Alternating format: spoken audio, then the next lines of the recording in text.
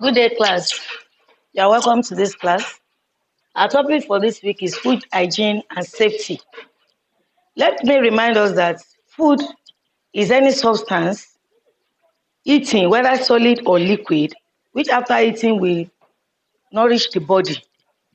So, talking about food hygiene is the maintenance of cleanliness in storage, preparation, cooking, and serving of food in order to prevent illness and diseases in or on the body. I want us to note the stages I mentioned there: storage, preparation, cooking, and serving of food. So, food hygiene involves maintenance of cleanliness in all these stages of food preparation. Illness and diseases that arise from food or contaminated food are caused by germs that enter into our food. So when you eat food that contains germs, you may likely have some of these diseases we are going to talk about later. Now, food handling for consumers starts from from storage of raw food, eating of raw food like fruits. We eat our fruits raw, cooking of raw foods, eating and serving of cooked foods. Even washing up, you have to maintain cleanliness. Therefore, all the steps mentioned above must be taken or handled with care, must be handled hygienically to prevent foodborne diseases. What are the reasons for healthy food handling? The first one is to prevent germs which cause illness and diseases. Prevention of germs. I told us earlier that diseases are caused by germs in food. So you must maintain cleanliness during preparation of food to prevent these germs from entering into your food. Another reason is to prevent food contamination from rats, flies, cockroaches. You know that sometimes when we keep our foods in the store, where you have rats, if the foods are not properly kept, you may have these rats entering into the food and they may cause diseases. Another reason is to ensure purity or safety of water or liquid before drinking or consumption, to prevent or to ensure purity.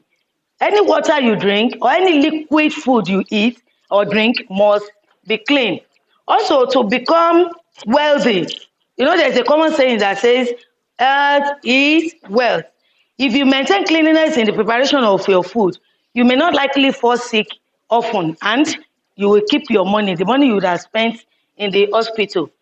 Now, there are different ways of handling your food to ensure safety.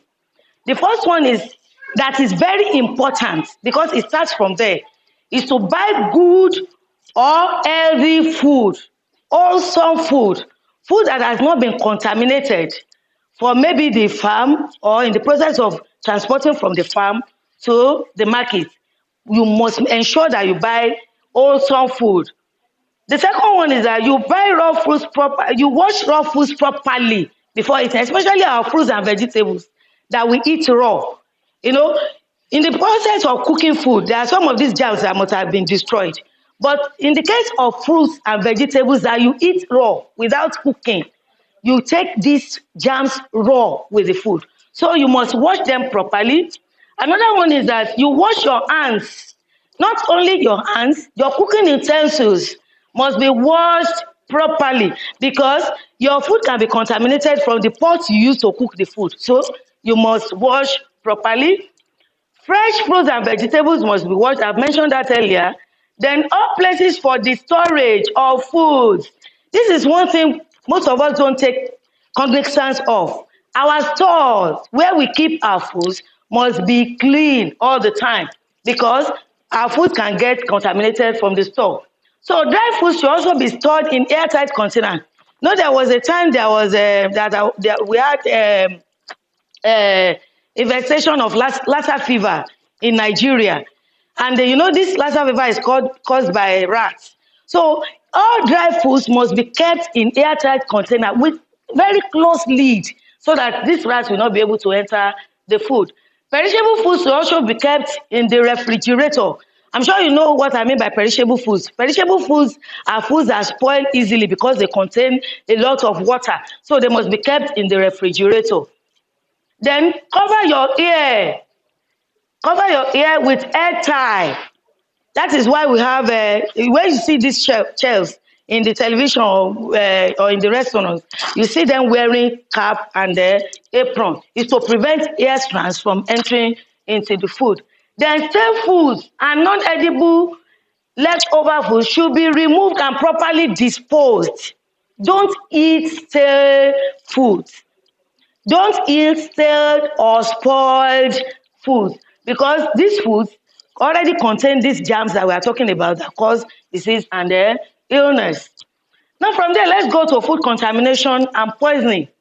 Food contamination can emerge from different things. The first one is dirty feeding equipment. You have finished your, we said that there are different stages of handling your food, and you must ensure proper hygiene in the process in different stages. Now you have gone through the storage stage, you have cooked your food hygienically. Do not take a plate that is dirty to heat the food. You are recontaminating the food that you have well prepared. So you can get these germs from dirty feeding equipment. They can also be gotten from dirty or infected water. Infected or dirty or rotten food, dirty or unwashed hands. So if we are Africans, we use our hands to eat. So if you must use your hand to eat, you must ensure that your hands are well washed.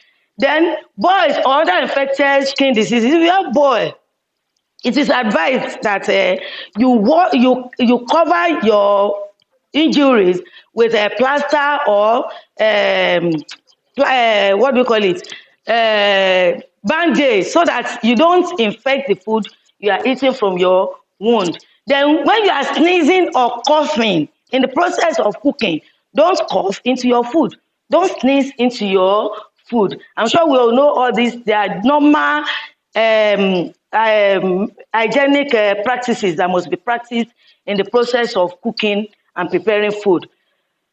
Now, there are different sense organs. We are endowed. God has so endowed us with different sense organs that we can use to know if a particular food is already contaminated or not. The first one is your eyes. You can use your eyes for sighting. Sometimes when you put food on the table, mere looking at the food, you know this food is contaminated because of the things you see on the food. So you have your eyes for sighting. You have your nose for perceiving odor. Some food, when they are spoiled, they give out offensive odor. So when you come close to such food, the odor that comes from such food tells you that the food is already contaminated. Another one is your hands or finger for physical feeling. You can feel the food, you can touch. When you touch the food, you can know. Some must have started growing molds. You see this slimy thing in the food. Even with your hands, you know that the food is already spoiled and must not be eaten. Another one is your tongue for tasting. Tasting, I said, not eating.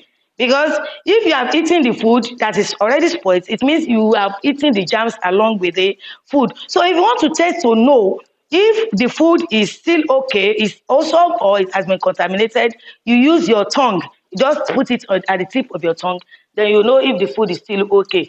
Then ear for discerning different sounds. For example, you can shake egg in your hair. When you hear sound, you know that this egg is still okay. It's not okay. So these are the different sensory organs that you can use to know if a particular food is spoiled or is still wholesome, is still okay for eating. Now, there are different signs of food spoilage. Using these sensory organs that I mentioned earlier, there are things you look out for. These are the signs of food spoilage. The first one is color change. Color change. When you know that different foods that we cook, they have different colors. When you see a boiled rice, you know this is white. When you see jollof rice, it has its own look. So now when you see a particular food that is spoiled, you must have seen some changes in the color. Then this food is not looking the way it is ought to look.